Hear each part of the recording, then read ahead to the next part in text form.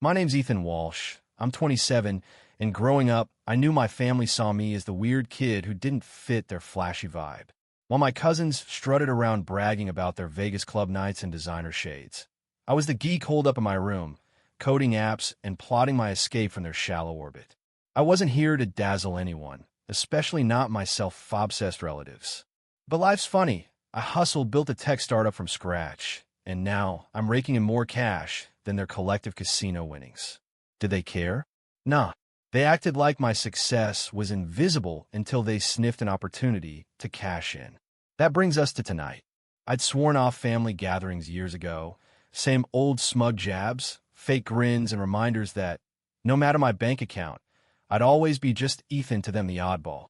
But my mom, God love her, begged me to show up for one dinner. Ethan, for me, just once, she pleaded, voice all wobbly. I caved, instantly regretting it as I stepped into the glitzy Gold Strike Steakhouse, a neon-lit joint reeking of money and bad decisions. The whole extended family was already sprawled around a massive table, laughing like they were auditioning for a reality show. My cousin Tyler, my childhood nemesis, held court in the center, smirking like he owned the strip. When he spotted me, his grin turned shark-like. "Well, look who crawled out of his server room," he boomed, loud enough to make a few slot machines jealous. "Didn't think you had time for us, Mr. Tech Mogul." I forced a tight smile and reached for a chair at the table's end. Tyler's brow furrowed. Sorry, Ethan, that's taken." I glanced around. Only empty seats were next to Tyler or his equally insufferable sister, Chloe. I grabbed another chair, but Chloe rolled her eyes. "That one's reserved too." I blinked. "You're joking." Tyler chuckled, leaning forward like a poker player with a weak hand. "Ethan, this table's for family. Maybe try the bar outside." Laughter rippled. Not from everyone, but enough to make my teeth grind. Mom looked like she'd swallowed a lemon, but stayed quiet as always. My aunt smirked. My uncle shook his head like I was a bad bet. And Tyler? He looked like he'd hit the jackpot. I could have bailed, should have bailed, but instead I grinned. "Outside? Nah, I'm good." I snagged a chair from a nearby table, plopped it just outside their circle, close enough to be technically present, and waved off a confused waiter with, "Just coffee, thanks." Tyler and Chloe exchanged a glance, but didn't push for now. Then the real game kicked off. I'm not dumb. I knew why they dragged me here. It wasn't for warm fuzzies. They wanted to flex. Dinner became a parade of excess. "I'll have the Wagyu steak," Tyler declared, snapping the menu shut, and the truffle lobster. "Oh, and another round of cocktails for the table." He shot me a smirk. "We're celebrating, right?" Chloe chimed in, grinning. "Yeah, let's live it up. Desserts too, the fancy ones." My uncle piled on. "Get the gold leaf cheesecake, most expensive on the menu." The waiters kept coming, the tab kept climbing, and I just sipped my coffee, watching their performance with the amusement of someone who'd already folded a losing hand. By the time the plates were cleared, the martini glasses empty, and everyone was slouched back, patting their bellies, the waiter dropped the bill. $3, $2.47, a number that could have bought a used car. He slid it right in front of me. Tyler stretched, all casual. "You got this, right, Ethan?" Chloe giggled. "Come on, it's pocket change for you." Silence. Every eye was on me, waiting for the sucker to swipe his card. I let the moment linger, then picked up the bill, scanned it like I was pricing a new laptop, and let out a low chuckle. Tyler frowned. "What's funny?" I leaned back, coffee in hand, and grinned. "Oh, you guys have no clue who's paying tonight." I set the bill down, smack in front of Tyler. The table went quieter than a busted slot machine. Tyler stared at the bill, blinking like it was written in code he couldn't crack. Confusion spread like a bad rumor. "You're serious?" he asked, voice dropping, that cocky grin wobbling. I took another sip, savoring the chaos. "Dead serious." Chloe, sensing the vibe shift, leaned in, voice syrupy. "Ethan, your app's killing it, right? A little dinner like this won't even dent your wallet." There it was, the assumption I'd pony up because I was the rich one. They didn't give a damn about the 80-hour weeks, the all-nighters, the risks I took to build my company. They just saw dollar signs and expected a handout. Tyler tried again, voice tighter. "Come on, man, you can afford it. It's a big bill, sure, but you're the big shot. Just swipe and we're done." Mom, silent till now, fidgeted. Ethan, honey, please. It's just dinner, a family thing. You know how they are. Her words stung, not because I blamed her, but because she was stuck playing referee, too scared to call foul. I sat, my cup down, eyes scanning the table. My uncle, guts spilling over his belt, glaring. My aunt, smirking like I was a cheap act. Tyler, practically daring me to cave. They thought I'd fold, like always, to dodge the drama. Nope, not tonight. I smiled, slow and sharp. All right, I'll pay. Relief washed over them. Sighs, backslaps. Tyler even mock saluted with a thanks, big shot. But I wasn't done. I leaned forward. Actually, scratch that. Good luck, folks.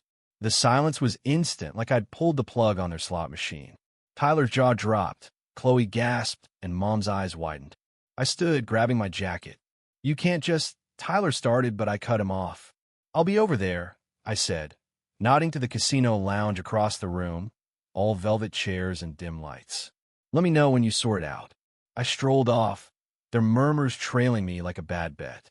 Sinking into a lounge chair, I checked my phone, playing it cool, but toe peeking at the chaos. Tyler was up, pacing, whispering furiously with Chloe and Mom. I caught snippets. Ethan's not gonna... He'll pay, right? Don't piss him off. We need him. Can we cover it? Their panic was a 5-star show. The waiter hovered, giving them the stink eye, clearly over their stalling. Minutes ticked by, and I sipped a soda, acting like I was chilling at a slot machine, not orchestrating their meltdown. Tyler finally stormed over, collar askew, looking like he'd bet his car and lost. Ethan, this isn't funny, he hissed, trying to keep it together. The bill's insane. Can you just help us out? We're family, man. I leaned back, all casual. Not funny? I'm dead serious. You ordered half the menu, didn't ask me. And now you're shocked there's tab? Come on, Tyler, you're a grown-ass man. Pay up. He swallowed hard. We didn't think it'd be this much. It's just dinner, right? Can't you? He trailed off, desperate. I let his words dangle, then hit him with, I'm done playing your game. You wanted to flex, you deal with the fallout. I'm not your ATM anymore. His face darkened. After everything we've done for you, you're gonna let us drown? I laughed dry. Done for me? You mean begging for handouts while treating me like the family loser? That's not support, Tyler. That's a scam. Behind him, Chloe and Mom watched, anxiety radiating. Chloe piped up, voice shrill. We can't just leave a $3,000 bill. That's crazy. I raised an eyebrow. No one's leaving. You're paying. I'm done with the con. Mom's voice trembled. Ethan, please, we're family. Just help us. You can afford it. That line, asterisk you can afford it, asterisk, lit a fuse. They knew I'd made it big, but never cared about the grind, the sleepless nights, the loans I'd paid off alone. They just saw a walking wallet. I stood, straightening my jacket. No, Mom, you can afford it. Tyler can. Chloe can. I'm not your bailout. I nodded to the waiter, who'd been circling like a vulture, and headed for the exit. Their murmurs chased me, but I didn't look back. In a parking lot, the desert air hit me, cool and sharp. Footsteps followed, Chloe, heels clacking. Ethan, wait, she called, voice shaky. You can't leave. We're screwed. I didn't turn. You think this is new, Chloe? You've used me forever. Ethan, cover this. Ethan, pay that. I'm done. She caught up, breathless. You can't walk away from family in a bind. I spun, voice low. This isn't family. It's a hustle. I'm out. Tyler and Mom appeared, frantic. Ethan, we can't pay this, Mom pleaded, eyes wet. You're our only shot. I looked at her, the woman who'd begged me to come, and felt a pang, but not enough to cave. You made your choices, I said. Live with them. I slid into my car, started the engine, and watched them in the rear view, frozen like bad gamblers who'd bet all and lost. As I pulled away, I felt it, freedom, like hitting a jackpot I didn't know I'd been playing for. My phone buzzed before I hit the highway. 6 missed calls from Mom, 4 from Tyler, and a text from Chloe. Asterisk Ethan, we're sorry. Please come back. We'll pay you back. Don't do this. Asterisk I stared, tempted to reply, but tossed the phone onto the passenger seat.